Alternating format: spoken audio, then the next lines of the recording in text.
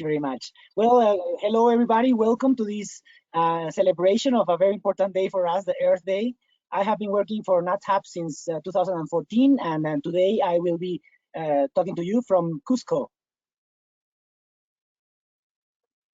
All right, thanks, Renzo. I'll just quickly introduce myself again. I'm Eleanor, and I work up in Churchill, Manitoba, Canada. Hi, everyone. I'm Max. I run trips in Southern and East Africa and in Madagascar, and I've been with NatHab now since 2017. And happy Earth Day, everyone. Hi, everyone. This is Payal, and I guide in Sri Lanka, India, Bhutan, Nepal, and I've been guiding with NatHab since 2014. Happy Earth Day to all of you, and thank you for joining. All right. It is wonderful to have all of you here, and I cannot wait to share what we've created with our audience. We're going to start with talking about the interconnectedness of our Earth. When we were preparing this presentation, and we were talking about what is the best way to celebrate Earth Day with all of you, we kept coming back to how each one of us are in these very different places. I'm presenting from Homer, Alaska today, and from all over the world, we're speaking to you. And we really wanted to recognize how, even though we're really far away from each other, we are truly connected. So, Eleanor, why don't you tell us about your perspective on that? Thanks, Annie. I'll be talking shortly after each of us get a chance to give you a snapshot of what we're going to be talking about today. And what I wanted to bring to this theme of interconnectivity is the base behind everything that we're going to be talking about today. So to me, interconnectivity is looking at the support and the base of what sustains our planet today. Fantastic. As you can see, we are still experiencing some technical difficulty. That was something I've never seen happen. So we're going to try one more time. And if we don't get success with the slideshow, then we're all just going to talk to each other about what's going on here. I'm going to call it if we have one more technical difficulty. That's the plan, guys. Okay. So let's look at this next one here. Matt, tell us about your perspective on interconnectivity. So once again, hello, everyone. I'm coming to you from South Africa. And the interconnectivity for me starts with the little guy. So it starts from the ground up. And as you can see here, there's this little guy holding up the Earth, much like Atlas holding up planet Earth. And so for me, that's where it starts. It starts from the sort of the ground up, and it moves its way through all of these ecosystems. Renzo, tell us about your perspective.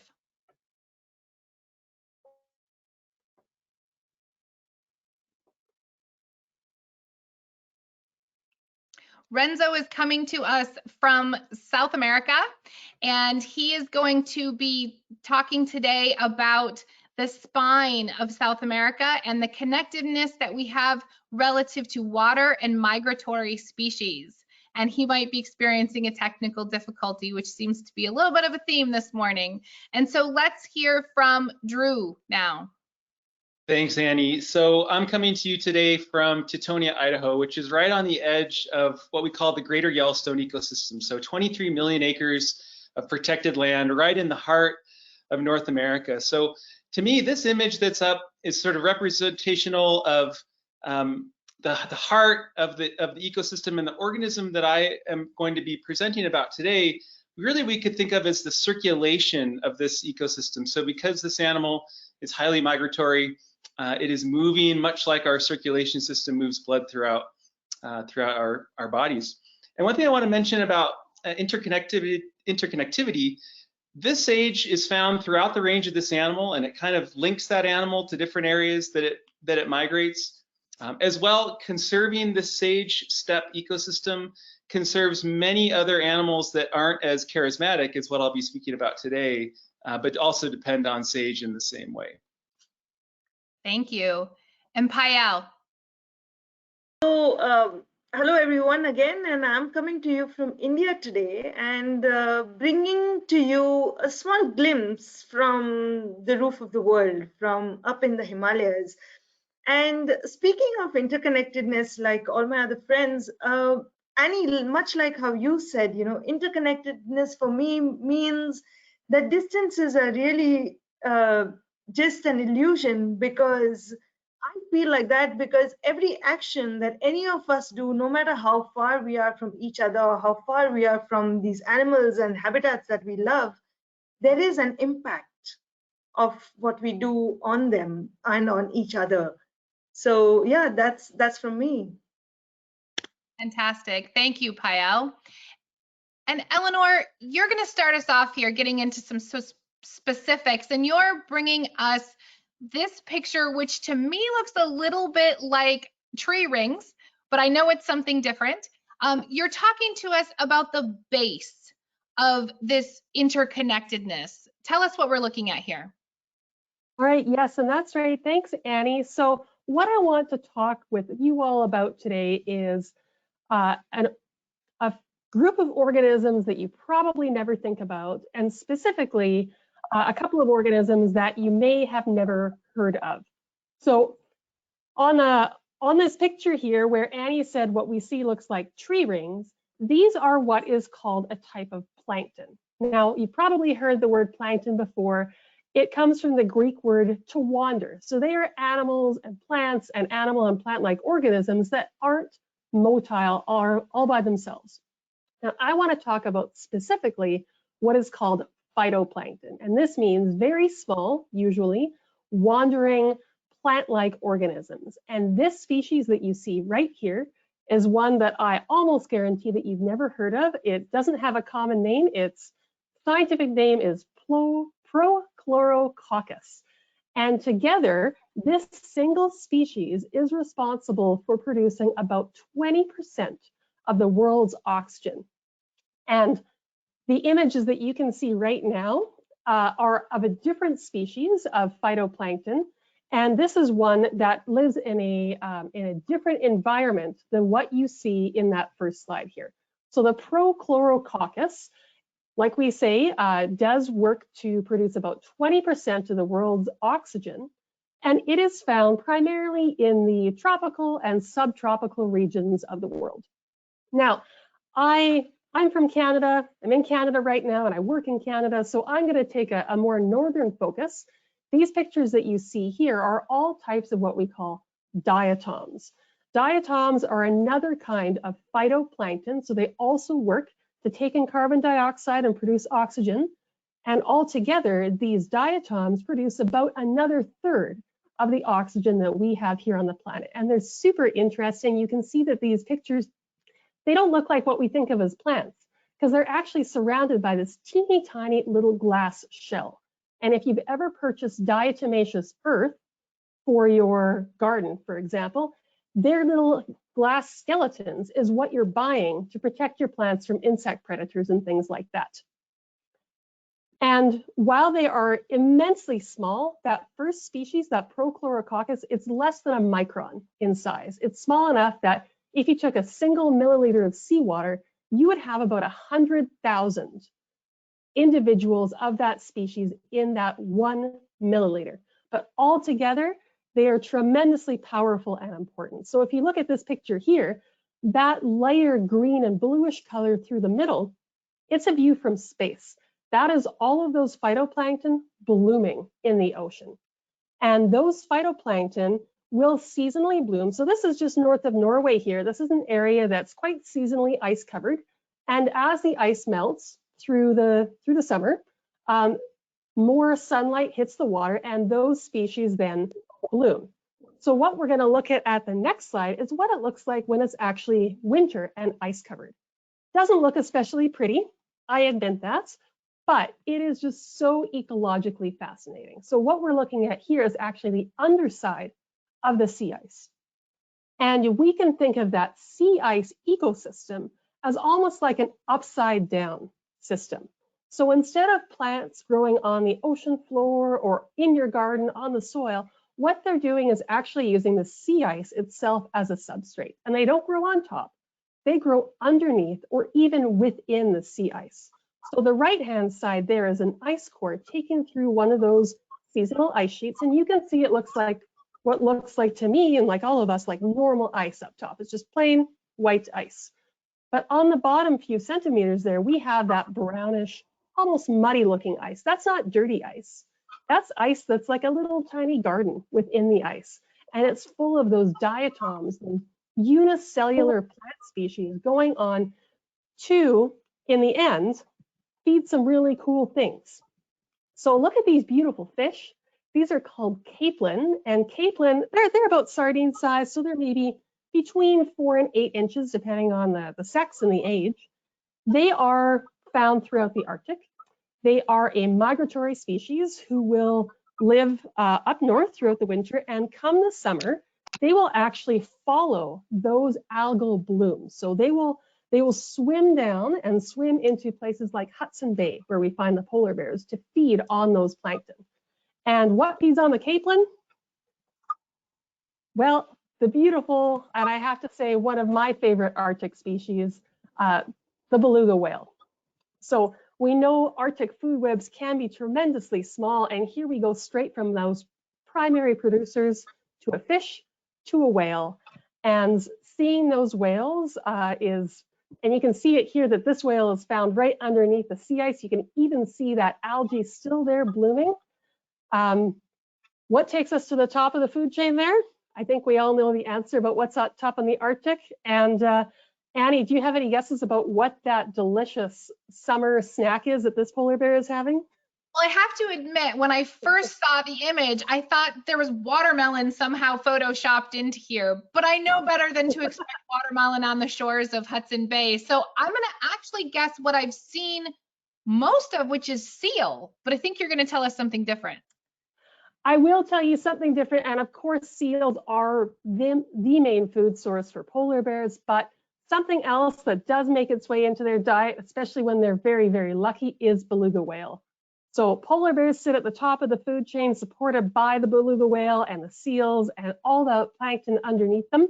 And this is a very lucky polar bear who has found a newborn whale that washed up at the tide line one summer. So look at that beautiful fat bear and just having the time of its life. This is an incredible image. I've guided in Churchill since '99, and I have not seen an image like this. So it's a fantastic image. And it brings us to our very next story and presenter, because we see this bear with this incredible whale, and also it's on a pile of kelp. It's on a pile of compost on the shores of Hudson Bay, if you will. And Matt, you're going to take us from this charismatic megafauna right over to one in a very different area of the world. Tell us about this guy and what it has to do with your story. Well, anyone who knows me and spends more than 2 minutes with me, I'll tear their ear off about rhinos. That's my favorite animal. I love talking about them. But today, I'm not going to be talking about rhinos. I'm going to be talking about something smaller. We're going to be talking about a rhino beetle, but not specifically a rhino beetle, but dung beetles in general. And dung beetles will then essentially, this is where they start. They start at the base end of what a rhino puts out. And so from there, we've got our rhino beetle. There we go, our charismatic megafauna, namesake, let's say. But these creatures are found worldwide, with the exception of Antarctica. They are found in almost every environment historically, and they are the movers and shifters, mainly the immune system of these massive ecosystems. I mean, they're found all the way up in Denali, aren't they, Drew? Yeah, absolutely, Matt. I've led trips, hiking trips in the heart of Denali National Park, and I led a trip once with a naturalist who was also an entomologist, and I had no idea that there were dung beetles in caribou dung, but we picked up a nice fresh pile, and everybody around was pretty shocked, but found some examples of dung beetles, and now I can't pass a pile of caribou dung without looking. Do you become a certified scatologist? Is that what you're saying? Yeah, I have a card so in my wallet. Actually, I can. There we go. I'll show you mine a bit later too. So here we've got this giant pile of dung, a rhino midden. In this picture here, you can see, if you were to look and look carefully, you would probably find 5 or 6 different species just from the top level. If you dug into that, maybe 3 or 4 more. Now, essentially, you've got 3 different types of dung beetle. You've got the movers, the diggers, and then the in-livers, essentially. So the dwellers, the tunnelers, and the rollers. The dwellers, they sit in that big pile of dung. Then the tunnelers, they tunnel straight down underneath from that, and they take that dung and they store it underground. And then the rollers, which are the ones that pretty much everyone knows dung beetles for, they create and compact these balls of dung, and then they roll them to a specific location further away. Now, those are the guys we're going to focus on a little bit for the next few minutes. How they do this is wherever they hatch from. Some of these dung beetles have a life cycle of 4 or 5 years. Some take a year or 2 even to hatch. Now, usually at the species that we're looking at here, these guys will take off around dusk. They orientate themselves through an incredibly fascinating way, but I'll get to that in a second. Now, they will find a pile of dung, roll a ball. Males got much more sharp serrations on their front mandibles, and they dig that around. They roll this ball, and then they roll it up. The female will then lay the egg on the inside of the dung ball, and the female will sit on the outside of the ball, and the male will roll it. Now, he'll roll it in a straight, direct line from where they've come, and that's to avoid competition of where they've just come from, and to avoid going back to the same dung pile that he might have selected the best piece of dung. Now, these guys orientate through one of the most fascinating ways. This is the only non-human to have ever essentially been given the honor of being able to navigate with the Milky Way. And they will navigate through stars. They utilize starlight, so it's the blue light scattering by the upper atmosphere. And that gives them indirect information as to how and where the sun is positioned. The nocturnal dung beetle, which we're talking about here, the Scarabean satirus, is the only known non-human animal to navigate and orientate using the Milky Way. But again, like I said, they are found around the world. And there are almost 5,000 species of beetles that fall within the Scarabeinae family. All the way from, you've got them up in Australia, with starting with the top left-hand corner and working clockwise around. So that's an Australian, almost like a staghorn beetle. Then on the top right, those iridescent green ones are found in Texas. On the bottom right is a European, those are one of the sitters, so they actually settle in the pile of dung. In the middle at the bottom is the historic and the probably the most well-known scarab of all, the Egyptian scarab, which was sacred in the Egyptian times, and almost like a taboo. You didn't really want to be reincarnated as one of them, because then you'd be rolling poo around for the rest of your life. And then all the way back down into the Asian one, with the almost looks like a longhorn cattle. So essentially, they're found all the way around the world, and these guys move nutrients through ecosystems. So without them taking and moving nutrients and fodder through the soil layers and from one place to the other, they're essentially little fertilizers, or little fertilizer trucks. And without them, we wouldn't have any of our natural ecosystems. We wouldn't be able to move any of that waste from one place to another, and we would essentially be sitting on one big pile of dung.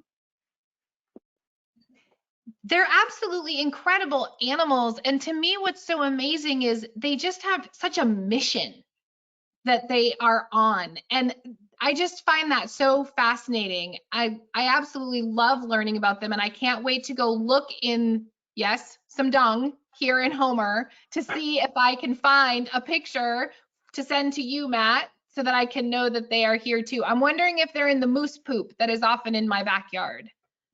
Very, very likely. And just in terms of what you're saying about the determination, this little guy here, I took this photograph, and someone, it was quite close to the runway at a lodge that we were leaving, and someone had accidentally squashed his dung pile. So it was like a hot puck, and he was pushing this thing, and he was going ka-dunk, ka-dunk, rolling it over from one end to the other. I mean, imagine being that small and having to push essentially a mattress, roll a mattress up your driveway. I mean, that's just ridiculous. Absolute determination from a very important animal. Thank you so much for sharing that with us. Renzo, welcome back, my friend. Please share with us, we're talking about this very diverse habitat with all these different beetles, and you're going to bring us from just this one animal in this habitat to a beautiful, gigantic, incredible habitat. Tell us about this place. Yes, hello everybody again. Sorry for the technical difficulties. I am coming to you from the Sacred Valley of the Incas in Cusco at the base of the mountains, almost 10,000 feet above sea level, and sometimes the connection is kind of weak. But yes, this is an amazing and diverse place. It's actually considered one of the mega diverse spots in the world. We have an amazing number of species of birds and orchids. Just to tell you something, for example, 12 species of hummingbirds can be found only in this valley. So, and 2 of these are endemics, only found here. So just for you to have an idea. Next. So this is actually an intricate series of mountain ranges that connect and form these amazing canyons, valleys, plateaus, and a lot of water is produced here. As you can see, we have also, this is the place of the former Inca Empire, the people that inhabited these areas long time ago, actually more or less 7 centuries ago, and hundreds, really hundreds of scattered remains are found around. So also we have the Quechua people, the local people that still live in the traditional ways, for example, with their livestock, herding llamas, alpacas, and sheep, and also having the traditional ways of harvesting and gathering and sometimes drying or cooking the food, like we can see in this place, that they are cooking it inside the ground with hot rocks. I heard something similar to this happens in Alaska with the gathering of food, Annie? Well, we are definitely still very dependent on traditional ways of gathering food here. Very modern families are still actively involved in subsistence fishing, which will feed a family all winter long in a place where groceries are pretty expensive. So I love seeing a place that is still very connected to the land from its food. There's other things that Alaska has in common with this area, though. Tell us about that, Renzo. Well, actually, this is something really interesting. If you see the right image, we have a lot of lines that are actually migratory routes that connect the Arctic Circle, Alaska, Canada, and the northern US with the South American continent. And actually, if you see this image, all these roads go down, but then in Central America, the shape of the continent is sort of like a funnel. And this funnel leads everything into South America. And for me today, I wanted to talk about connectivity and interconnectedness, because for me, the Andes are like a huge spine that make this continent interconnected, and that can make all these birds that live in or that breed in North America come to the water bodies that are found in this area. This is very interesting. This is, for example, the Urubamba River in the Sacred Valley with the snow-capped mountain in the background. Actually, it's called the Veronica, or in Quechua language, the Wakai Wilca, which means the sacred tears, because usually drops large pieces of snow. This is one of the bodies of water, the rivers. And then next one, please. We have these amazing high Andean lakes. This one, for example, is located at 15,000 feet above sea level. Just imagine. And remember that we are in the tropics. Next one, please.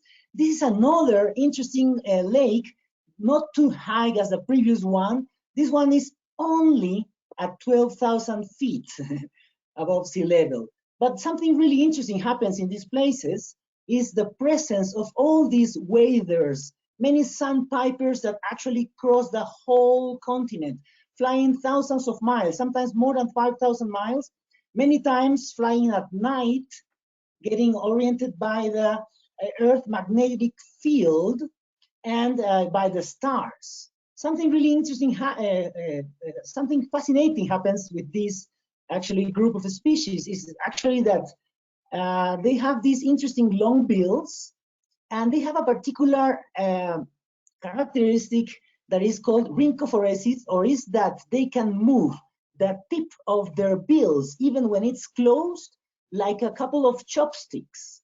It's like having tweezers, so they can perfectly probe in the mud and begin searching for all the microorganisms that live there. Actually, there's a little film or like a layer on top of these lakes and lagoons that is called the biofilm, and has phytoplankton, zooplankton, a lot of invertebrates and algae. It sounds something similar to what Eleanor is actually explaining to us today. Am I right, Eleanor? Absolutely. Some of those beautiful pictures of the diatoms with their silica shells, that's exactly a lot of those same species that we're going to see in your biofilm, just like in ours. Yes. So we have had, these birds, sandpiper, for example, and sometimes we have rare vagrant birds that come all this way, imagine, from your latitudes, like this amazing Hudsonian godwit, which is nowadays under certain sort of threat, but just to be able to see them sometimes in these high Andean lakes give us still this hope that nothing is lost, that we can still be connected by some of the most strange creatures that sometimes in this case weigh as much as 2 AA batteries. That's absolutely incredible, Renzo. And it's amazing to think about animals that you can see, Eleanor, on the shores of Hudson Bay migrating all the way down. I love the idea of you being able to like say hello to one at one point in the year, and then Renzo being able to see that same bird. Yes. But I do recognize that in order for us to take care of these animals, it becomes a real challenge when they're crossing so many different habitats. And Drew, you are going to talk to us a little bit about habitat fragmentation and some of the challenges that we have here right in the United States. What are we looking at here?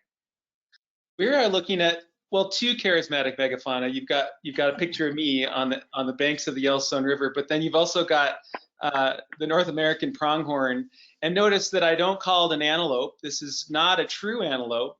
Though often people call, locally in this part of the world, they'll call them pronghorn.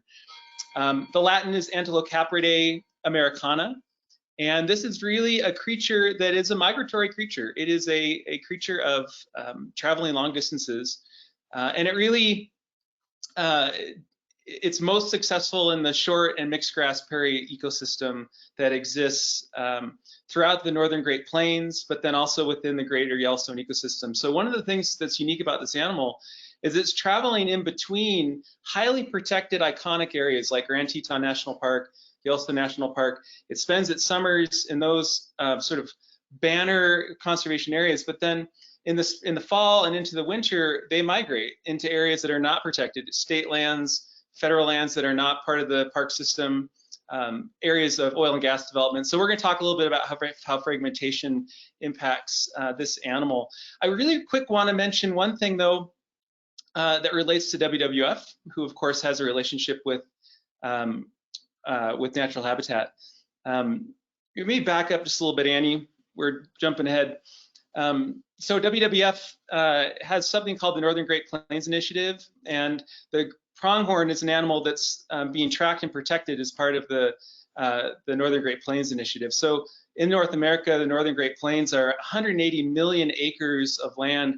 It crosses 5 states and 2 Canadian provinces. In total, it's an area the size of California and Nevada combined. And these pronghorn are moving across that Northern Great Plains ecosystem. They're moving from within the greater Yellowstone ecosystem out into that short and medium grass prairie. So they really benefit from WWF's efforts in this part of the world.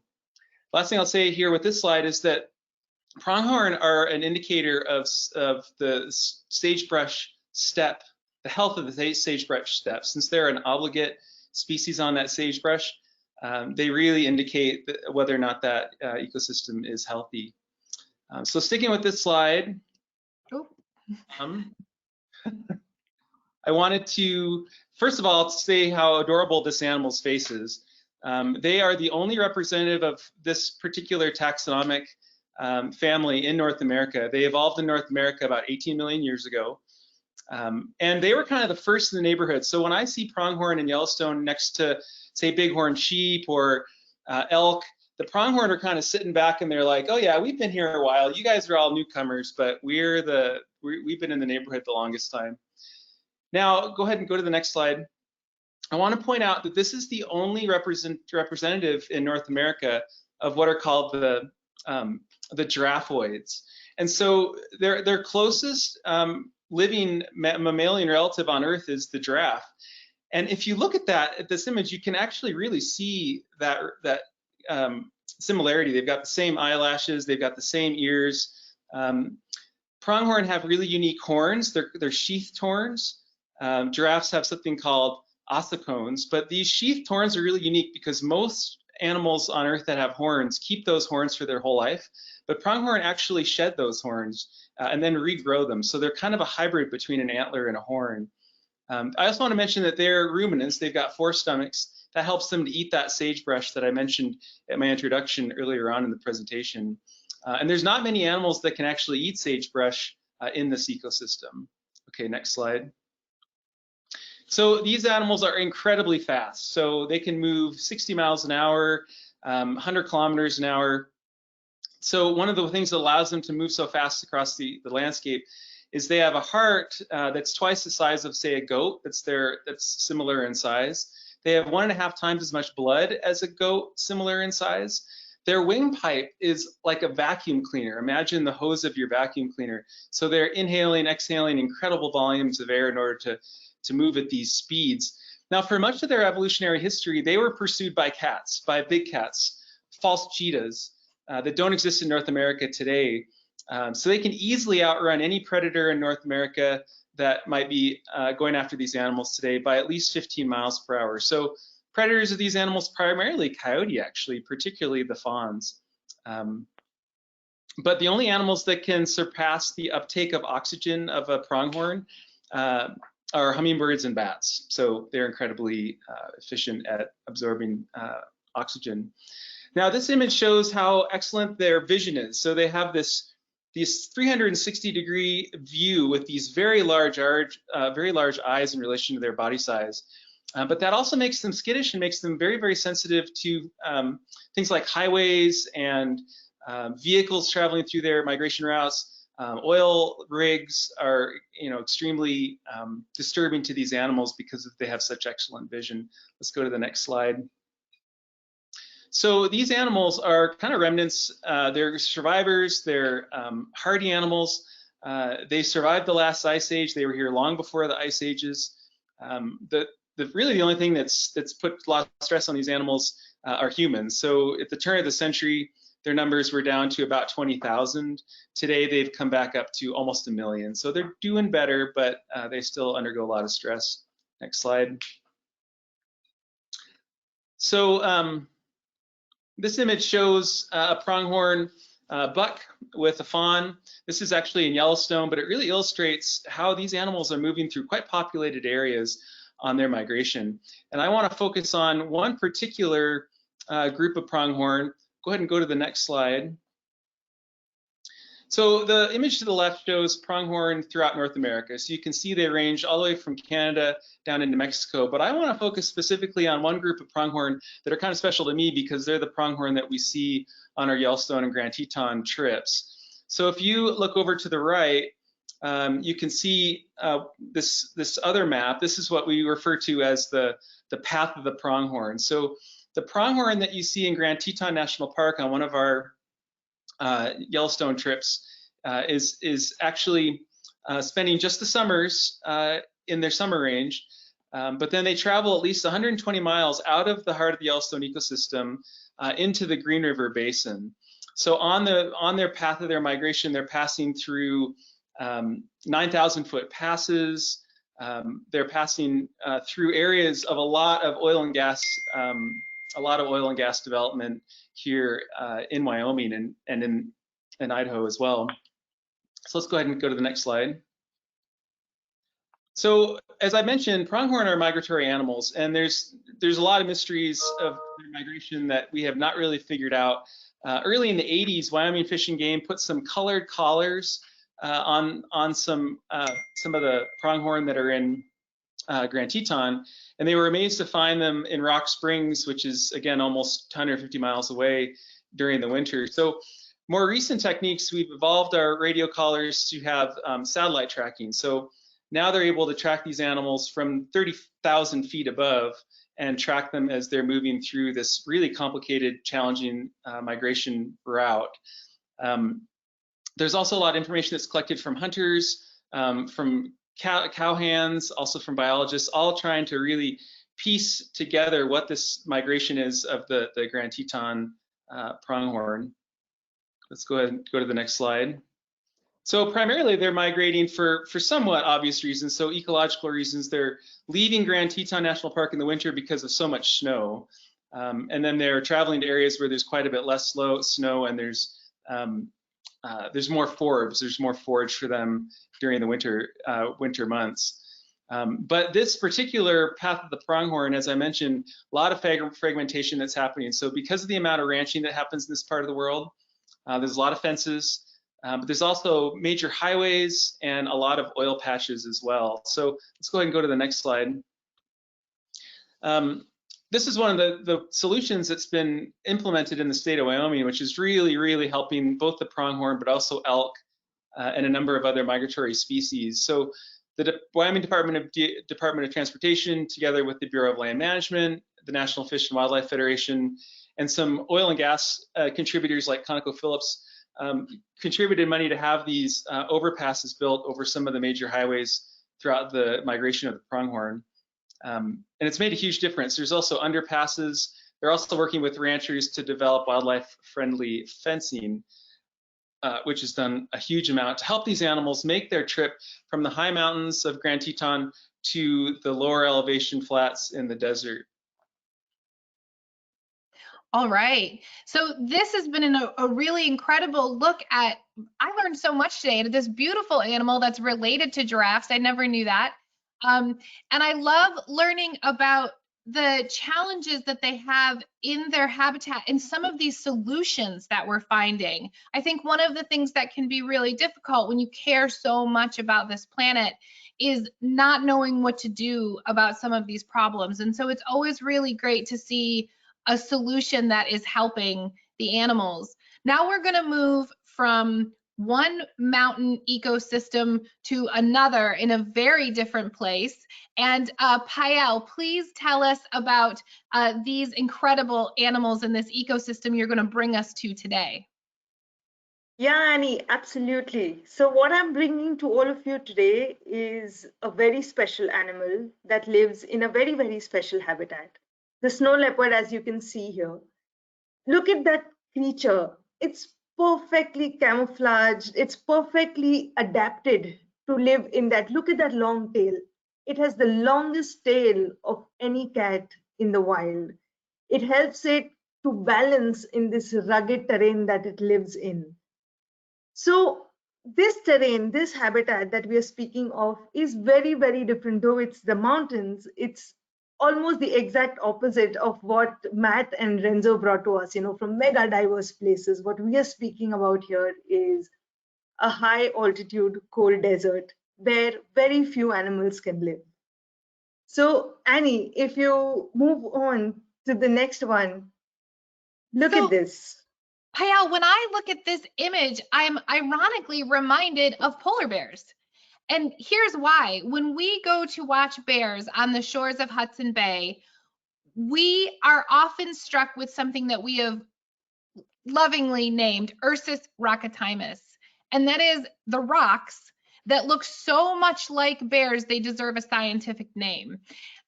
When you are traveling along the shores of Hudson Bay, a very experienced guide could travel some distance for Ursus rocketimys because the polar bears look so much like the rocks that it's hard to distinguish the two. It's my theory for why they've done so well on those shores.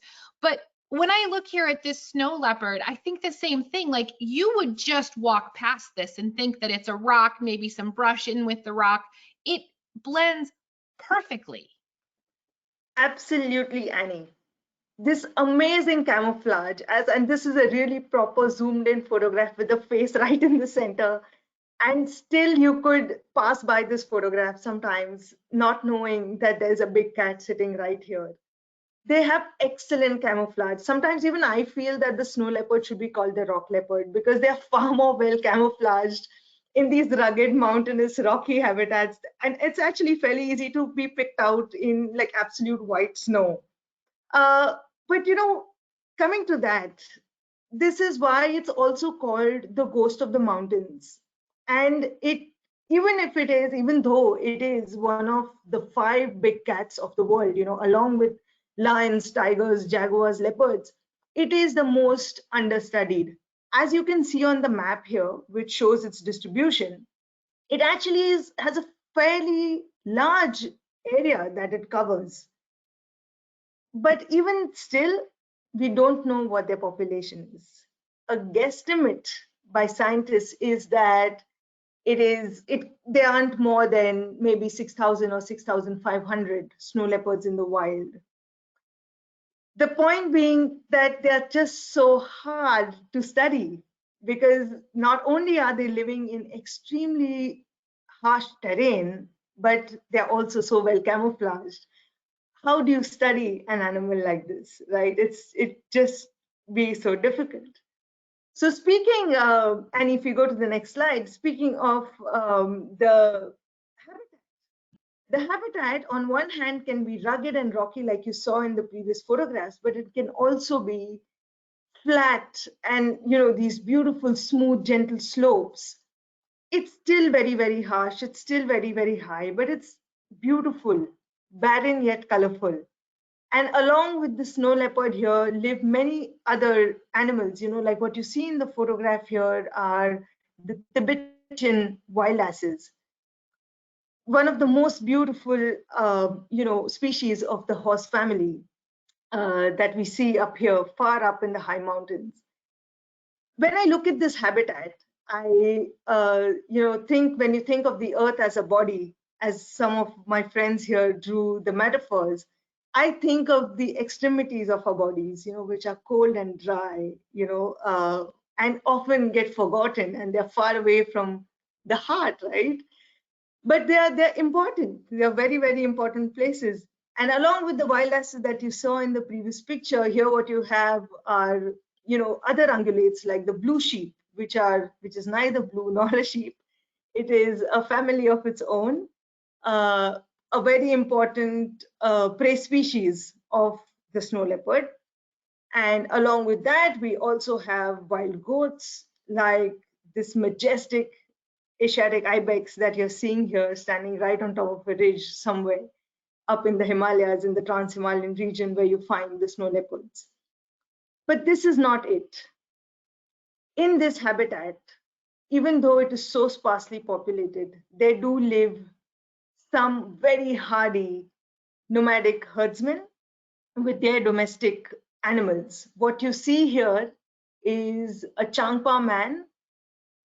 On his lap is a Pashmina goat. What he's doing here is he's using literally an improvised eating fork.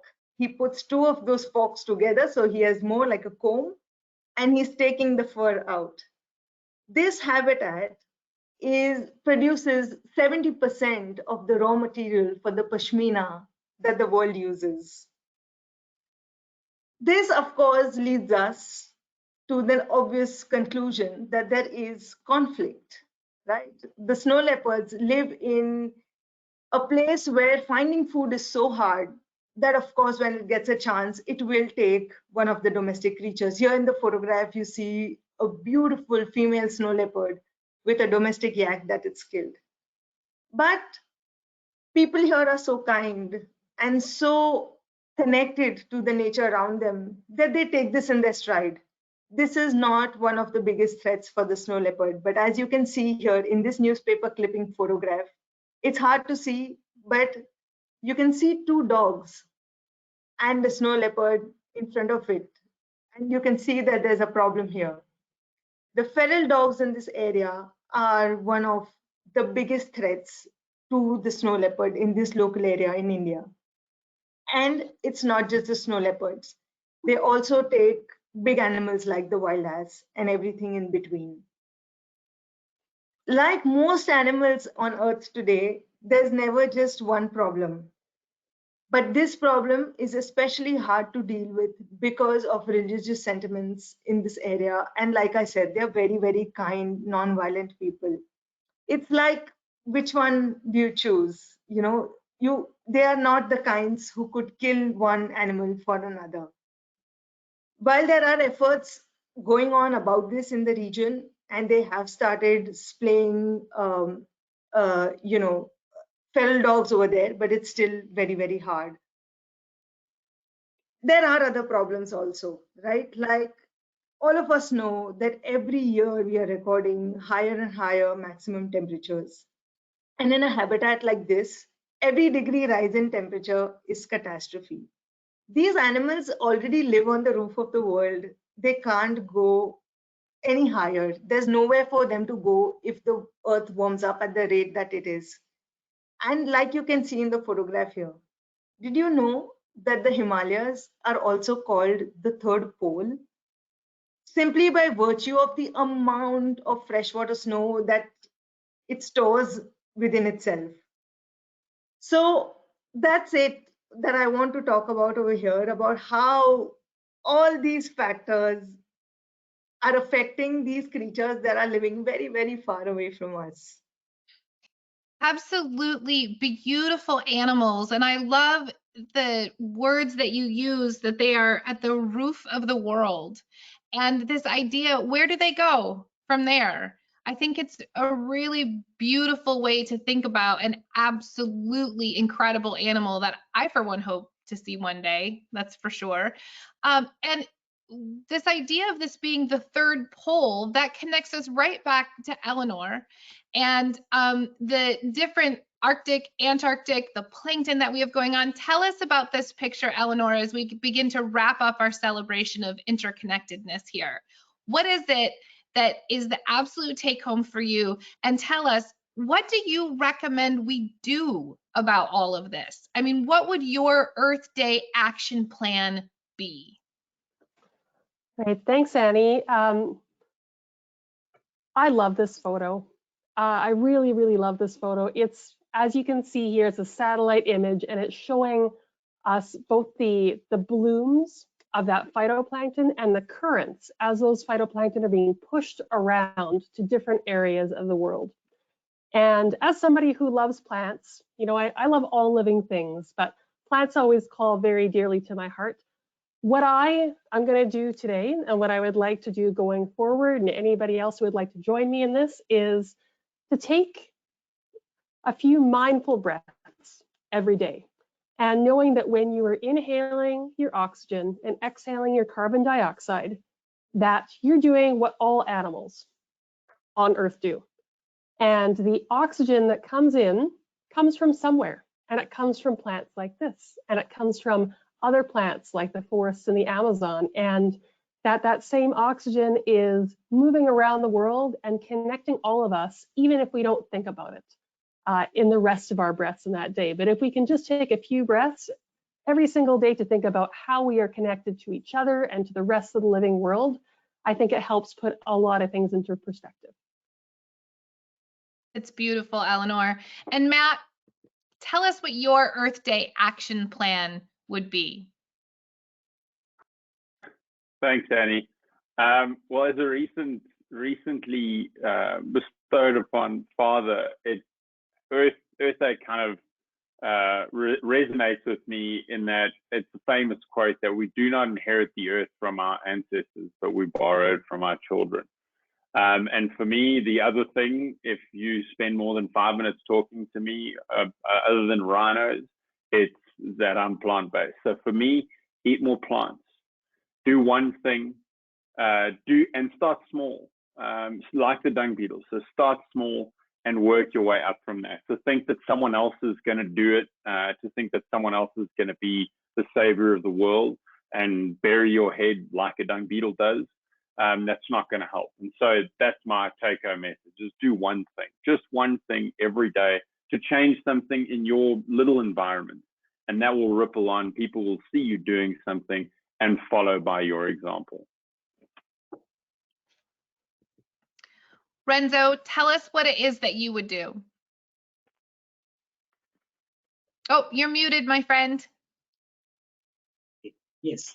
One of the things that I have learned throughout all these years that I have traveled through South America and part of North America and Central America is to recognize the wisdom that the original inhabitants of each place had in terms of their ability to live in harmony with their surroundings.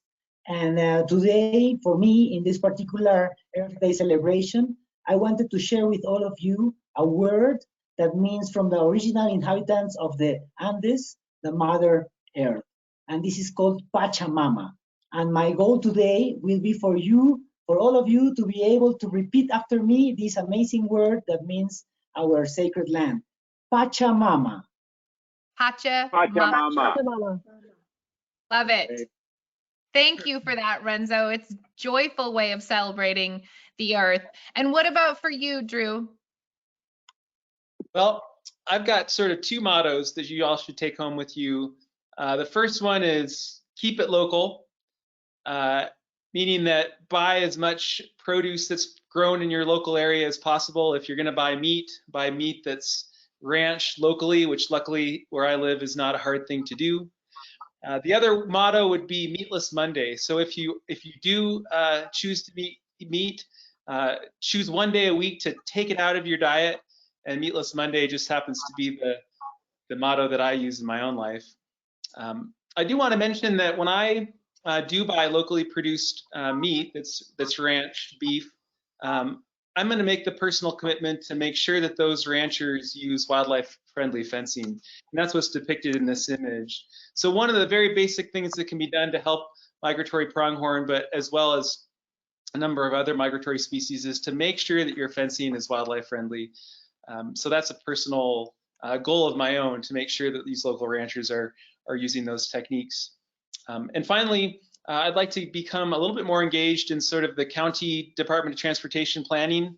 And, you know, there's a lot of areas just outside my house. Literally, I can look out the window and migratory elk and pronghorn are moving past, and there's no speed limit signs and there's no wildlife crossing signs. So I need to help make that change. That is fantastic. And I love what you're saying about keeping it local. It reminds me here that, you know, so often as a guide, we do think quite globally because we have this incredible privilege to go to these different places.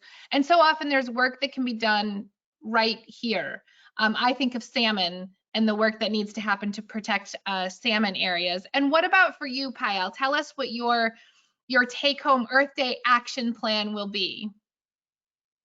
Yeah, Annie, just like we spoke about interconnectedness, and I just feel that if every action of mine has an impact on things that live near me or far away from me, I think one of the things I could definitely do, and we've been working on this for some time in our own lives, is to just consume less overall. Before I'm buying anything, just to stop a moment, maybe take Eleanor's 3 breaths and think, you know, do I want it or do I need it? And if I do need it, is there a better way? Now, especially with online shopping becoming so easy, just literally at the click, tip of your finger, I think it's more important now than ever before. And if you do figure that you need it, just give it a moment, maybe at the second or the third breath, and think if there's a better way to fulfill that need. Can you recycle something? Can you reuse something from home? So that's a takeaway for me. I think that is absolutely fantastic, and I will join that with you. I will say that during the pandemic, it became really easy and it felt even safer for us to order things online. It was a good choice for a little while. And we've now said, okay, we're both vaccinated. We can go to the stores safely. And so we're going to shift back to making sure that we're shopping locally as much as we possibly can. And I think that's an excellent way. We have a rule here in our family. If you want something and you think, okay, Mom, I need new clothes. I have 3 kids, right? Then I will say, if we were in a store, I would say, okay, we're going to leave the store. And if tomorrow you still think that that thing is what you want, we'll talk about it. But often you forget about it, right? You see something shiny and you think, this is great, and you just want it in that moment. For online shopping, I was speaking with my kids last night and we said, okay, we're going to wait 1 week. And if we still think, yes, kids do grow out of clothing, right? If we still think in 1 week, I really do need some pants that fit, then we'll have that discussion and try to buy it locally first. So I love that idea. All of these are ways that we can help to make a better Earth, not only for ourselves, not only for the animals that we've talked about today and the ones that we are also privileged to get to go see, but for our kids as well. This is a beautiful picture of Violet here, Matt's daughter, and my daughter, Bella, just one of my kids. But of course, all of us, whether we're parents or not, are thinking about what we are handing to that next generation. And we want to invite all of you who are watching to come up with your own Earth Day action plan. What is one thing that you can do, one thing that will make a difference and start to shift things in the right direction? If we all do that, we could actually turn this thing around. And Nick, at this point, we are ready for questions. Amazing. Thank you all so much. It is time for questions. We have just a few minutes. Before we start the Q&A, I'd like to remind everyone that you can type in your questions via the questions field in your GoToWebinar control panel. So one of the questions we received was, what is the difference in phytoplankton in fresh versus salt and or marshy mixed brackish water, assuming some form occurs in each? As this person's read, the ones that put out oxygen were the first life on the planet, and by outputting the oxygen, made the rest of life on Earth possible. Eleanor, I'm going to let that one go to you. Oh, you're muted, friend. I think that was, can you hear me now? We can hear you now. Yes. Okay, strange. I don't think I was muted. Well, I'm very happy to take that question. So yes, to answer kind of the second part first, that first species that we were looking at, that Prochlorococcus, it's what's called a Cyanobacterium. It's a very small prokaryotic organism that fixes oxygen. There's always debate, right? And there's always new things being learned, but the thinking is that it was that species or one just like it, that it was the first organism in the history of our planet to go produce oxygen. Everything else up until then had been oxygen consumers or consumed energy in a different way. But that tiny little thing, smaller than a micron, was a thing that appeared hundreds of millions of years ago that allowed the beautiful green planet that we look at and think of as normal to suddenly start existing. And while that small cyanobacterial species is the one that still has a very large impact on the amount of oxygen within our oceans and within our atmosphere, there are, of course, other species present as well. And there are hundreds and thousands of species from different orders and lots of different taxa throughout those. And there are some that specialize in very high nutrient environments, like a marsh, for example, where you get a lot of nutrients coming from the surrounding area. And there are some that specialize, like those diatoms that we see in the sea ice, in very, very low nutrient waters with very, very low temperatures. So no matter what freshwater or seawater location that you're in, there's going to be a species that took that niche at some point and is running with it, if not more than one species. Eleanor, you've got to come hiking with me in the Tetons, because one of my favorite things to show people are what are called stromatolites, which are these fossil versions of those biofilms that those cyanobacteria lived in, 300 million years old. So come, we'll go hiking. Absolutely, count me in. It's incredible. Thank you. We actually got a few questions on this.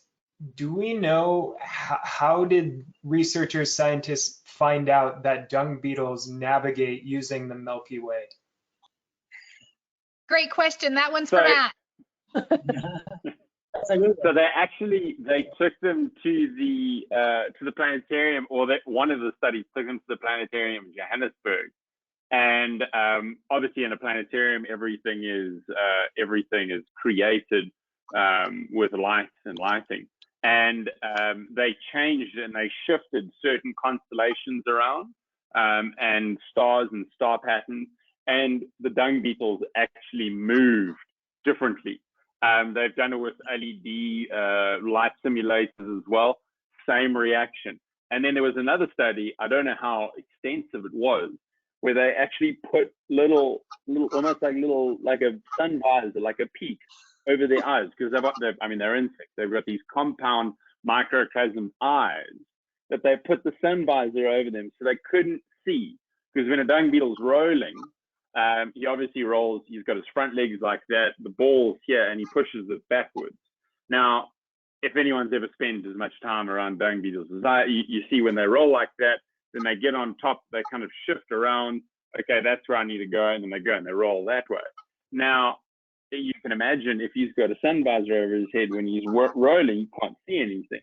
He stands up, he still can't see anything. And it completely confused them because they couldn't see the stars above them. So there have been several studies that have been done. Obviously, the most conclusive was not the peak helmet and peak cap. It was that changing and shifting of the constellations in the planetarium. And without a shadow of a doubt, that's how they figured it out. So, Matt, I've got a question for you. Does light pollution hurt the dung beetle's path the way it does with, say, turtles and puffins and that kind of thing? I'm sure it would, yes. And then I'm also sure with these, this new satellite Wi-Fi that's coming out with these thousands upon thousands of satellites that are going to be shot up into orbit, because they're going to be so low down, and they're essentially going to create their own constellations. So it probably is going to confuse the dung beetles even more. This makes me think that we need to do a whole webinar on the phenomenal studies, just like crazy animal studies that showed us, these interesting things. I like it. You must see it. It's literally a pea cap on a dung beetle, this big. Can you promise that you'll put one of those on Instagram for us to see? I'll find it. Sounds good. All right, what's next, Nick? Awesome. We had several people who were interested in finding out where they could find a copy of the migratory bird map showing where the species migrated from North to South America and back. Is that a Rand McNally? Who made that, Renzo? Actually, that's a good question, because I was searching for several maps and I found this one. I think might be from Agio, probably, and some authors. Yeah, I can try to find out exactly. I was searching for images, found several, and that's the one I loved. Perfect. Thank you. Thank you. And I think Matt is showing on his screen a dung beetle with a cap over its eyes. Oh my goodness. Yeah. One more thing, Nick, just in case. For the audience that is also interested in see actually the round year image of the birds migrating by date from north to south and vice versa, Cornell University has a diagram that shows exactly that. It's used organized through their eBird app, which actually has mapped and georeferentiated and dated every movement of birds records of every species that moves north to south, and actually that's really easily available if you just Google, migration in the Americas, and you will really enjoy that one because it shows you round year the whole movements. Amazing, thanks. So that's the Cornell University eBird app? Yes, just Yeah. by Googling Purori, you might find it. Yes, thank you. And I did just look closely at the picture that we shared, and that is a National Geographic image. Great. Next question, how do drought conditions affect the pronghorn and the Yellowstone ecosystem more broadly? Well, that's a point that I wanted to integrate into my presentation. One of the things really interesting about pronghorn is that their migration pattern is pretty plastic. And so when there's environmental changes like drought or like periods of heavy deep snow or a crust of ice that falls over their preferred forage, they will alter their migration. There was one study that was done that showed that, generally it's one doe that leads the migrating group of pronghorn, but there were these subordinate females that would sort of branch off, and they'd spend 4 or 5 days crossing other passes, and then they would return to the group. It was as if, to anthropomorphize, they were acting as scouts. So over time, as conditions change on the ground, pronghorn are able to gradually adapt. But I will say that the primary migration corridor does not really change. We're talking a couple valleys over, and that's why those corridors, like the path of the pronghorn, are so critically important to be protected to allow those animals to continue that migration. If the path of the pronghorn was to be interrupted for that particular group that comes into Grand Teton, we would no longer have pronghorn antelope in Grand Teton. But yes, to answer your question, seasonal changes and individual, like local geographic changes, they can negotiate around. Thank you. So the final question we have time for today, where did the wild dogs in India come from? Were they domesticated in the area and then escaped at some point? Yeah, good question. I had thought of covering it, but it slipped my mind. So, so these dogs that you saw in the photograph, the feral dogs, they are actually excellent herding dogs. They were used by the herdsmen since many centuries. However, as times are changing, people's lifestyles are changing, and many people have stopped herding animals to go do city jobs or various other things. Slowly, their animals, their dogs, were left feral. They went out wild, but tourists feeding them, local people feeding them, or factors like garbage mismanagement helped their proportions to just skyrocket. Their populations went out of hand. And right now, they are the biggest predator that the landscape had never seen historically. And they are there now. So I hope that answers the question. Absolutely. Thank you. All right, that's the last question we have time for today. So now I'll hand it back to you, Eleanor, for closing comments. Thank you very much. I just wanted to take a chance to say thank you to all of my co-presenters today. Thanks for Annie for bringing us all together, and a very happy Earth Day to all of us. Get out there and enjoy it. Matt? Yes, thanks everyone. Thanks for joining us. Thanks NATAB and the WWF for allowing us to present on Earth Day, and thanks Annie for pulling us all together.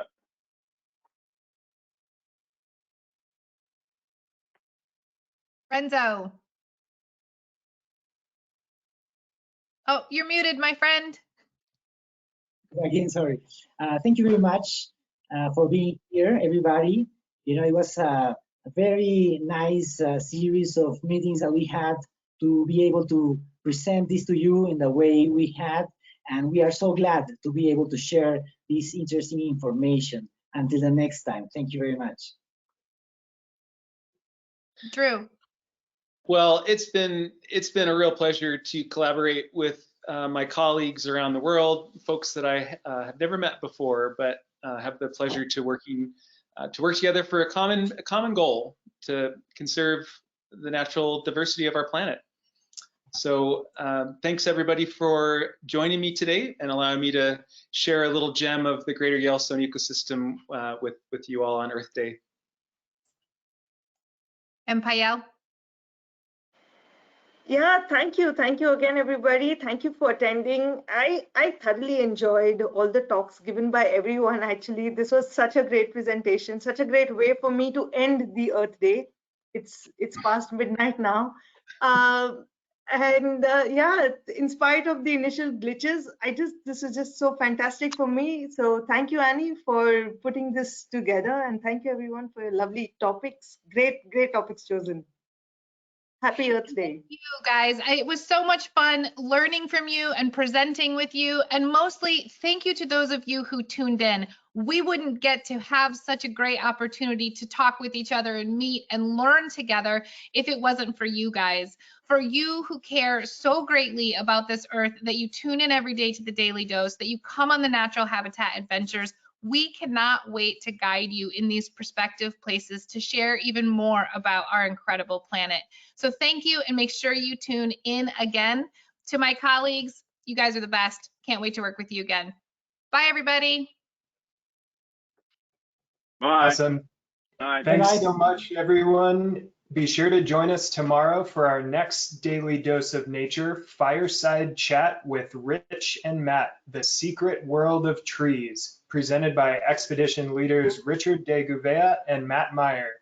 You can visit our website at nathab.com/webinars for the upcoming webinar schedule, and keep an eye out for our Sunday email. We recorded today's presentation, and we will be emailing you all and have a replay available on our website soon. With that, I will conclude this webinar. Goodbye, everyone. Thank you, and happy Earth Day.